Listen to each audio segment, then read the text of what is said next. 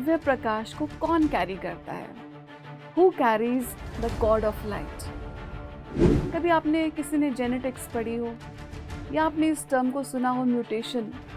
तो म्यूटेशन को बोलते हैं जो चेंज, आपके अंदर एक बहुत बड़ा चेंज समझ लीजिए। तो धरती पर इस समय एक बहुत ज़बरदस्त म्यूटेशन हो रही है, चेंजेस आ रहे हैं, आपके जीन्स में चेंजेस आ रहे हैं, आपके डीएनए में चेंजेस आ रहे हैं, आपकी कोडिंग में चेंजेस आ रहे हैं। और ये सब कैसे हो रहा है? क्या है डीएनए? करता क्या है डीएनए?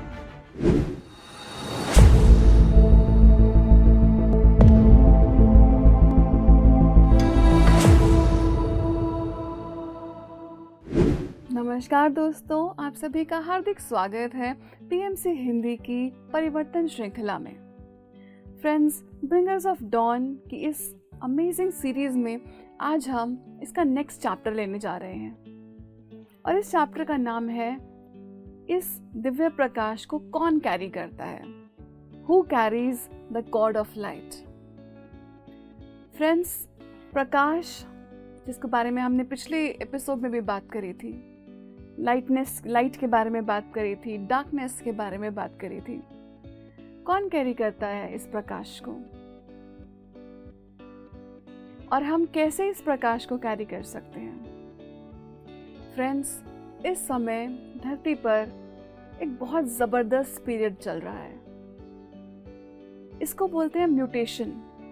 कभी आपने किसी ने जेनेटिक्स पढ़ी हो या आपने इस टर्म को सुना हो म्यूटेशन। तो म्यूटेशन को बोलते हैं जो चेंज, आपके अंदर एक बहुत बड़ा चेंज समझ लीजिए। तो धरती पर इस समय एक बहुत ज़बरदस्त म्यूटेशन हो रही है, चेंजेस आ रहे हैं, आपके जीन्स में चेंजेस आ रहे हैं, आपके डीएनए में चेंजेस आ रहे हैं, आपकी कोडिंग में चेंजेस आ रहे हैं। और ये सब कैसे हो रहा है? इसमें आप क्या कर सकते हैं? फ्रेंड्स, ये चेंजेस नॉर्मली, नेचुरली इस समय हो रहे हैं अर्थ पर आपने सुना होगा कि हाई वाइब्रेशन की रेज आ रही हैं और इन रेज को हम अपनी बॉडी में पुल करते हैं। जो ध्यान करते हैं वो कॉन्शियसली पुल करते हैं, लेकिन ये रेज सभी को इम्पैक्ट कर रही हैं। क्या कर रही हैं ये रेज? ये रेज हमारी डीएनए को रीवर्क कर रही हैं। फ्रेंड्स, डीएनए एक टर्म है जो हमें इस बुक में बहुत बार हम इसको पढ़ेंगे, बहुत बार सुनेंगे। क्या है डीएनए? डीएनए की फुल फॉर्म तो मैं आपको पिछले एपिसोड्स में बता चुकी हूँ। इसकी फुल फॉर्म है डीऑक्सी राइबो न्यूक्लिक एसिड। करता क्या है डीएनए? डीएनए में आपकी पूरी हिस्ट्री स्टोर्ड है। ना सिर्फ आपकी हिस्ट्री, बल्कि इस प्लैनेट की पूरी हिस्ट्री। ना सिर्फ इस प्लैनेट की पूरी हिस्ट्री, बल्कि पूरे यूनिवर्स की हिस्ट्री आपके डीएनए में है। तो आप कहेंगे मुझे तो कुछ याद नहीं, मेरे अंदर ये सारी हिस्ट्रीज हैं, मेरे सेल्स के अंदर ये सारी हिस्ट्रीज हैं, लेकिन मुझे तो कुछ याद नहीं। फ्रेंड्स, आप इस बात को याद रखिए कि आपकी बहुत सारी एबिलिटीज को आपसे ले लिया गया था, लेबोरेटरी में काम किया गया था आपकी एबिलिटीज को दबाने के लिए। और उसका एक बहुत इम्पॉर्टेंट पार्ट था कि आपके डीएनए को शट डाउन करना। जो इतनी हिस्ट्री आप जानते हैं, आप पूरे प्लैनेट की हिस्ट्री आपके अंदर है, आपके अंदर पूरी गैलेक्सी की, पूरे यूनिवर्स की हिस्ट्री आपके अंदर है। आप तो कुछ ज़रूरत से ज़्यादा जानते हुए फिर आपको कंट्रोल करना मुश्किल हो जाता। तो हमारे क्रिएटर गॉड्स ने हमारी एबिलिटीज़ को शट डाउन करना शुरू कर दिया। फ्रेंड्स, हमारे डीएनए में ऐसा इस बुक में आता है कि 12 हेलिक्स थे। 12 आप लूप समझ लीजिए। तो 12 हेलिक्स का हमारा डीएनए ओरिजिनली था। क्रिएटर गॉड्स जो थे हमारे, जिन्होंने ओरिजिनली हमको बनाया था, वो बहुत काइंड बीइंग्स थे। वो हमको और भी एबिलिटीज़ देना चाहते थे। ठीक है फ्रेंड्स, आप सोचिए कि कुछ ऐसे आपके दोस्त हैं जो चाहते हैं आप आगे बढ़ें, और कुछ ऐसे दोस्त हैं आपके जो आपको कंट्रोल करके रखना चाहते हैं। तो जो पहले वाले दोस्त थे हमारे, वो चाहते थे हम और आगे बढ़ें और तरक्की करें, लेकिन जो अब वाले हमारे क्रिएटर गॉड्स हैं वो नहीं चाहते। वो चाहते थे कि हम अपनी एज अ स्पीशीज दबे रहें। इसीलिए उन्होंने हमारे डीएनए पर काम करना शुरू किया। उन्होंने कहा इनके पास तो बहुत ज़रूरत से ज़्यादा इन्फॉर्मेशन है, अब क्या करें इस इंफॉर्मेशन का? फ्रेंड्स, आप इमेजिन कीजिए कि एक बहुत बड़ा स्टेडियम है, विशाल स्टेडियम है, इतनी बड़ी लाइब्रेरी है, पूरे एक स्टेडियम के जितनी बड़ी, जिसमें अरबों अरबों अरबों बुक्स हैं। अब कोई नहीं चाहता कि आप तक इन बुक्स की सीक्रेट नॉलेज पहुंचे, आप तक खुद की सीक्रेट नॉलेज पहुंचे, तो कोई क्या करेगा? बड़ा आसान तरीका है कि आप उन सारी किताबों को उठाकर नीचे फेंक दीजिए। तो ये एक बड़ा सा पाइल बना दीजिए बीच में, पूरे लिए अरबों किताबों को एक दूसरे के ऊपर गिराते जाइए, गिराते जाइए, गिराते जाइए, एक बड़ा सा पाइल बना दीजिए। अब कोई ढूंढ ले जो ढूंढना चाहते हैं इसमें से। अब अगर आप इस पाइल में से, इस बड़े से पाइल में से कुछ ढूंढना चाहेंगे तो आप कैसे ढूंढ पाएंगे? आप अगर कुछ ढूंढ भी पाते हैं तो वो बाय चांस होगा कि आपके हाथ में जो आप ढूंढ रहे हैं वो आपको मिल जाए। फ्रेंड्स, एग्जैक्टली यही सीन हुआ हमारे डीएनए के साथ कि उसको सारा, उसमें जो भी डाटा था, डीएनए में बहुत इंफॉर्मेशन है फ्रेंड्स, जैसा मैं आपको बता चुकी हूँ। तो ये जो डीएनए में इंफॉर्मेशन है ये आपकी सारी स्कैटर्ड हो गई और अब उसमें से कुछ भी ढूंढना इम्पॉसिबल हो गया। तो अब क्या किया जाए? हम कैसे, हमको बहुत इजीली कंट्रोल्ड हो गए। हम बिलीव करने लगे कि हम सिर्फ ये शरीर हैं। हम बिलीव करने लगे कि हम यहाँ पर खाने पीने, सोने, प्रोक्रिएशन के लिए आते हैं और उसके बाद हम मर जाते हैं। और उसके बाद हमारा क्या होता है हमें कुछ नहीं मालूम, या हमको थोड़ी बहुत जानकारी हो जाती है, हम अपने टेक्स्ट पढ़ते हैं। तो मोस्टली फ्रेंड्स लोग इसी फ्रीक्वेंसी में जीते थे। अब समय आ गया है चेंज का। अब क्या चेंज हो रहा है? अब आपका डीएनए जो है, जो आपकी सिर्फ 2 उन्होंने आपके लिए स्ट्रैंड्स छोड़ी थी ताकि आप सर्वाइवल मोड में रहें, बस खाना पीना, जिंदा रहना, किसी तरह से सर्वाइवल में आप रहें।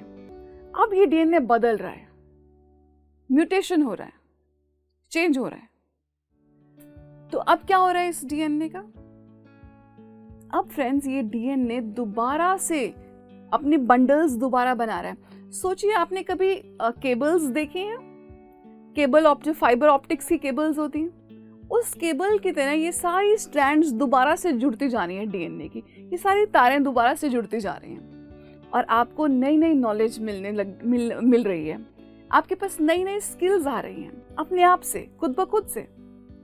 तो इन क्रिएटर गॉड्स ने क्या किया? इन्होंने का बहुत अच्छा प्लान था कि सारी इन्फॉर्मेशन को यहीं पे पढ़ रहने दो, ठीक है, इन किताबों को कुछ मत करो, इतना बहुत ज़्यादा झंझट हो जाएगा, इतनी हज़ारों अरबों किताबों को कुछ भी और करने का, इनका बस एक पाइल में इनको बीच में पढ़ा रहने दो। तो हमारे लिए गुड न्यूज़ क्या थी कि हमारे पास ये सारी इन्फॉर्मेशन है, लेकिन एक डिसऑर्गेनाइज्ड मैनर में है।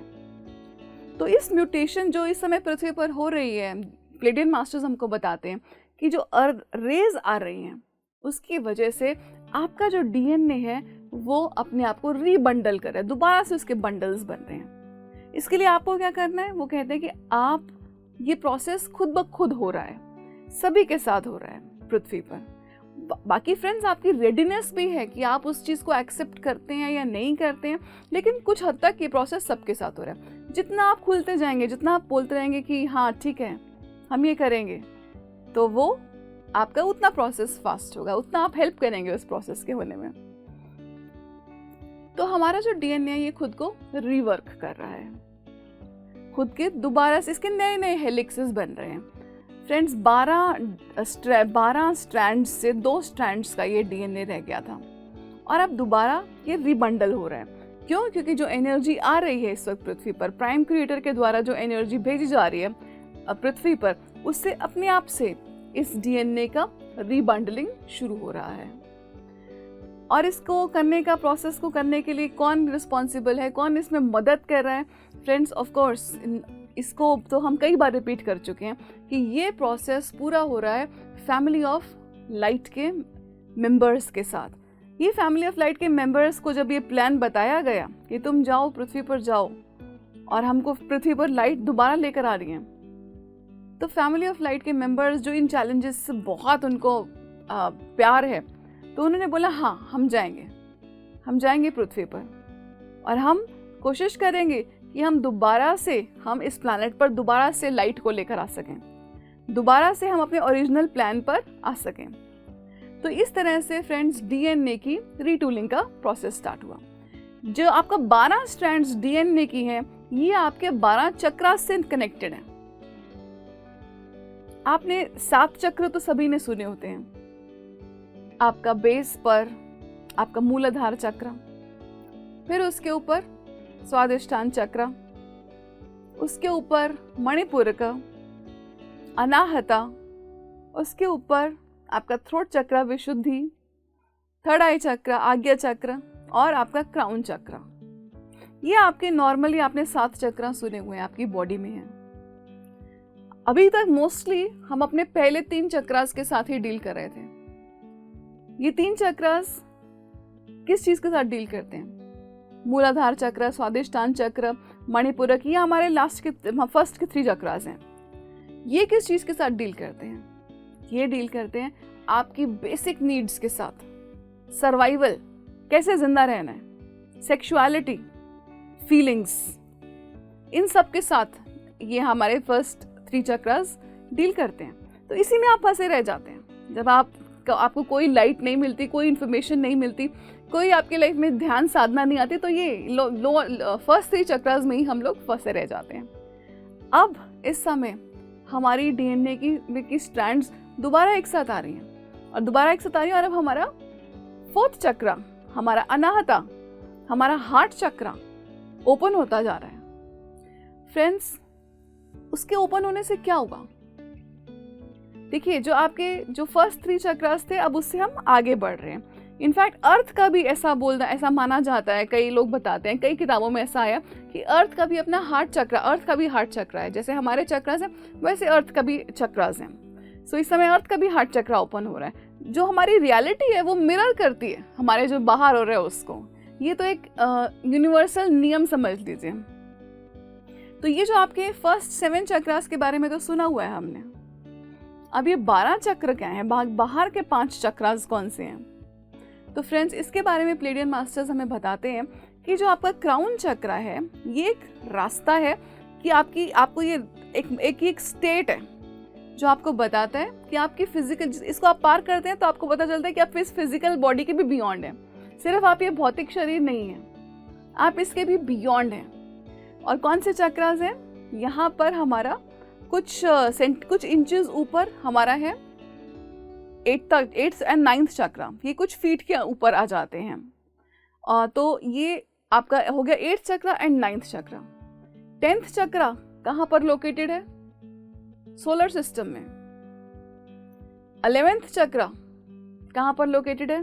आपके गैलेक्टिक सिस्टम में। और 12th चक्र कहीं पर यूनिवर्स में लोकेटेड है।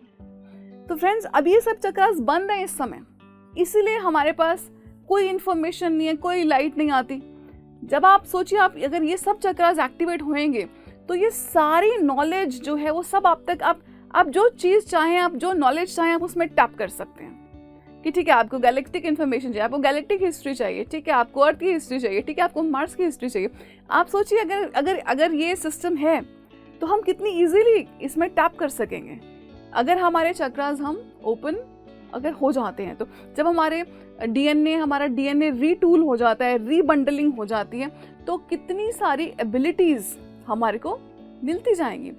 ऐसा इस बुक में आता है कि आपको बहुत सारी नॉलेज मिलनी शुरू हो जाएगी फ्रेंड्स। और उस नॉलेज का सेंटर हमको कहाँ से मिलेगा? वो नॉलेज हम रिसीव करेंगे अपने थाइमस से।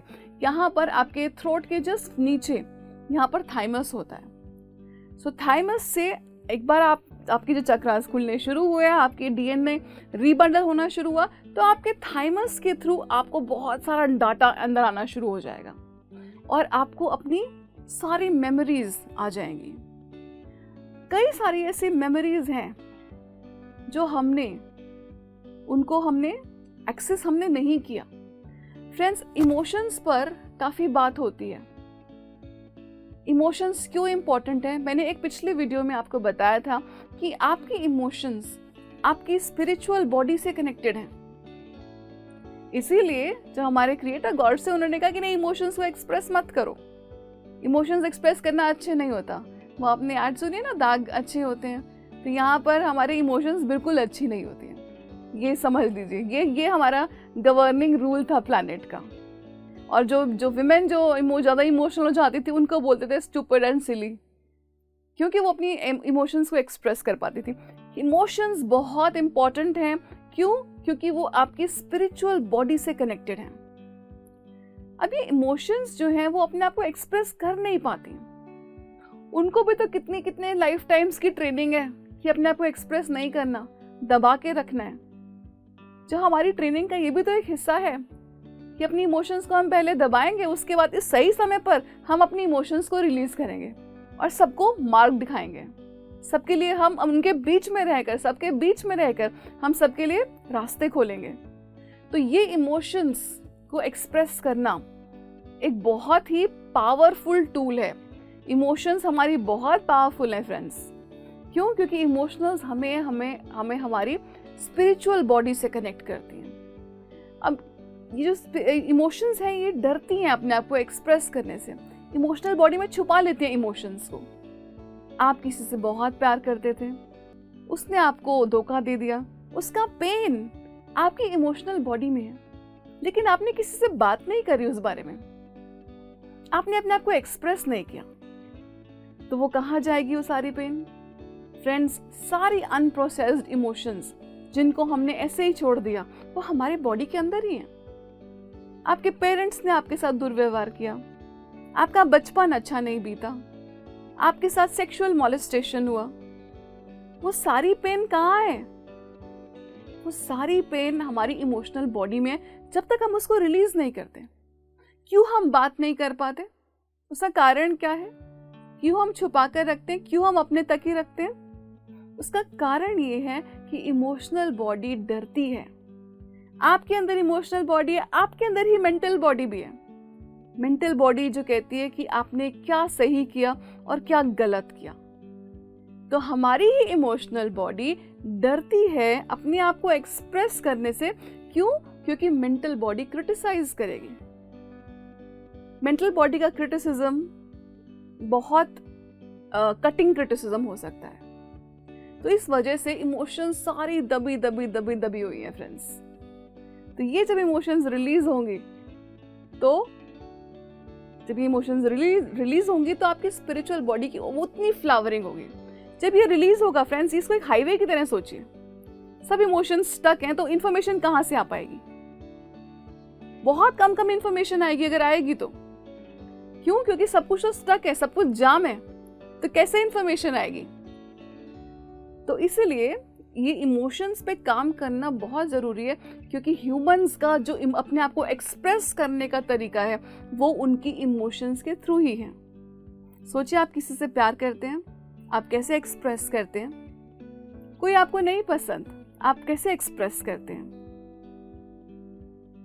ये सब चीज़ें हम अपनी इमोशंस के ज़रिए ही एक्सप्रेस करते हैं। तो अपने इमोशंस को रिलीज़ करना, अपनी इमोशनल बॉडी में से ब्लॉकेजेस को रिलीज करना इस समय बहुत बहुत बहुत ज़रूरी है। फ्रेंड्स, ज़रूरी तो हर समय में था कि हमारी इमोशंस को आउटलेट मिले, लेकिन आज आप देखेंगे, आप जानते हैं, कितने लोग इस बात को जानते हैं कि हम कितनी सारी इनर चाइल्ड वर्कशॉप्स हो रही हैं जिसमें आपकी बहुत आसानी से आपकी इमोशंस रिलीज हो जाती हैं। ये सब रिलीज करने में पहले कई सालों पहले लोगों को कई साल लग जाते थे अपनी इमोशंस को रिलीज करने में, अपनी मेमोरीज को रिलीज करने में। कई साल साइको एनालिसिस कराते रहते थे। लेकिन अब जो समय है उसमें हम अपनी ये सब इमोशंस को बहुत इजीली रिलीज कर पाते हैं। फ्रेंड्स, दूसरी बात यह कि हम अपने आप को क्या एक्सेप्ट कर पाते हैं? हमने जो किया, गलत किया, सही किया, हर चीज को जब हम अपने आप को एक्सेप्ट करेंगे तो ही हमारे अंदर जो चेंजेस आने हैं, जो हमारे चक्रा सेंटर्स खुलने हैं, जो हमारी डीएनए रीटूल होना है, वो भी इस माध्यम से भी होगी कि आपकी इमोशंस को टोटली एक्सेप्ट करें और अपने आप को जजमेंट करना बंद कर दें। आप सब जानते हैं, पत्री सर इस बात पर कितना एम्फेसाइज करते हैं। वो बोलते हैं नो जजमेंट, डोंट जज। जीसस ने बोला नो दाई सेल्स, अपने आप को जानो, क्या चीज़ थी, अपने आप को क्या जानना था अपने बारे में, यही बात जाननी थी, यही सीक्रेट जानना था कि तुम्हारी इमोशंस तुम्हारा डोरवे हैं, रास्ता है अपनी स्पिरिचुअल बॉडी से कनेक्ट करने के लिए, अपनी स्पिरिचुअलिटी से कनेक्ट करने के लिए। लेकिन क्या हुआ फ्रेंड्स कि उस इंफॉर्मेशन को, ये जो मैसेज इतना क्लियरली है बाइबल में, नो दाई सेल्फ, हमको इसका भी मतलब समझ नहीं आया, हम इसको भी डिकोड नहीं कर पाए। अपने आप को जानो। और आज तो पीएमसी हिंदी का ये मेन हमारा एंथम है, खुद को जानो तुम क्या हो, पहचानो तुम क्या हो। इसमें फ्रेंड्स हमारी इमोशंस भी तो शामिल हैं। तो हम अपने पूरे पैकेज को डिस्कवर करते हैं और हमारा डीएनए रीटूल हो रहा है। हमारा चक्रा सिस्टम एक बहुत स्मूथ फास्ट हाईवे की तरह काम कर रहा है। क्यों फास्ट हाईवे की तरह काम कर रहा है? क्योंकि बहुत कुछ ब्लॉकेजेस क्लियर होते जा रहे हैं। और अब एक और बहुत इंपॉर्टेंट बात इस बुक में हमें, इस चैप्टर में हमें प्लेडियन मास्टर्स ने बताई कि हम अपनी सेक्सुअलिटी को भी बहुत जज करते हैं। आपको ये इस बुक में वो पूछते हैं, इस चैप्टर में वो पूछते हैं कि कौन बताता है कि क्या गलत है और क्या सही है, सेक्सुअलिटी में क्या सही है क्या गलत है, कौन डिसाइड करता है इसके रूल्स को। ये क्वेश्चन मार्क उन्होंने हमारे लिए छोड़ा है कि शायद हम खुद सोचे इस बारे में, हम खुद याद करें किसने इन रूल्स को बनाया। प्लेडियन मास्टर्स ये भी बताते हैं कि आपने अपनी बहुत सारी मेमोरीज को शट करके रखा हुआ है। कई लोग आप में से ऐसे हैं जो कि जिनका बचपन में एक्स्ट्रा टेरेस्ट्रियल कॉन्टैक्ट भी हुआ है, लेकिन आपने उन मेमोरीज को शट कर दिया। क्यों? क्योंकि आपको कोई सपोर्ट नहीं मिली। आप अगर ऐसी बातें सबको बताएं तो आपको कोई पागल ही समझेगा। लोग डरते हैं कि हमें तो सोसाइटी जज करेगी अगर हमने ये सब बातें रिवील करी तो कई बहुत चीजें आपने शट डाउन की है। वो कहते हैं आपने अपनी जो आपके साथ सेक्सुअली गलत हुआ, आपने उसको भी शट डाउन किया हुआ है अपने सिस्टम में, बहुत डीप बैरी किया हुआ है, दबा के रखा हुआ है, क्योंकि ऊपर आएगा तो जजमेंट होगी। अब इस चीजों को ऊपर आने का समय आ चुका है फ्रेंड्स। तो वो बोलते हैं कि आप अपनी सेक्सुअलिटी को अभी तक समझे ही नहीं है। सेक्सुअलिटी एक बहुत पावरफुल टूल है जिसके बारे में एक पूरा डिटेल्ड चैप्टर वो आगे बताते हैं। इसके बारे में फ्रेंड्स हम आगे बात करेंगे। तो हमारा डीएनए रीटूल हो रहा है, हमारे चक्रास अलाइन हो रहे हैं, हम अपनी इमोशंस को रिलीज कर रहे हैं, इमोशंस पे काम कर रहे हैं, अपनी सेक्सुअलिटी को, अपने सेक्सुअल एक्सपीरियंसेस को भी एक्सेप्ट कर रहे हैं, जज नहीं कर रहे हैं। और ऐसा करने से हम अपनी ही ग्रोथ में, अपनी ही एवोल्यूशन में हाथ बढ़ा रहे हैं। तो फ्रेंड्स, इस बहुत ही पावरफुल चैप्टर की डिस्कशन के बाद मुझे लगता है कि हमारे दिमाग में कई प्रश्न खड़े हुए होंगे, कई प्रश्नों का हमें समाधान भी मिला होगा। लेकिन मोस्ट इंपॉर्टेंट बात फ्रेंड्स, प्लेडियन मास्टर्स बोलते हैं कि ये सब जो हम तुम्हें इंफॉर्मेशन दे रहे हैं इसको फील करो। फील करना बहुत जरूरी है। जिस चीज को आप फील नहीं करते वो सिर्फ होता नहीं, आप सिर्फ रट्टा मार के एग्जाम में लिखाएं, और एक वो नॉलेज होती है जिसको आप अंदर तक फील कर रहे हैं कि हाँ ये सही है, मेरे अंदर कुछ हो रहा है इसको पढ़ के, इसको सुन के। तो प्लेडियन मास्टर्स बोलते हैं कि आपको इस सब इंफॉर्मेशन को फील करना है, आपको सिर्फ इसको रीड नहीं करना, महसूस कीजिए हम जो बोल रहे हैं, कि जब जजमेंट जब तक करेंगे आगे नहीं बढ़ेंगे। तो फ्रेंड्स, आज के इस बहुत ही सुंदर चैप्टर का मैं अंत करती हूँ और मैं उम्मीद करती हूँ कि आप अगले भी चैप्टर्स में हमारे साथ यूं ही बने रहेंगे बहुत सुंदर बुक्स की जानकारी के साथ। Thank you so much, dear friends. Love and light to all of you.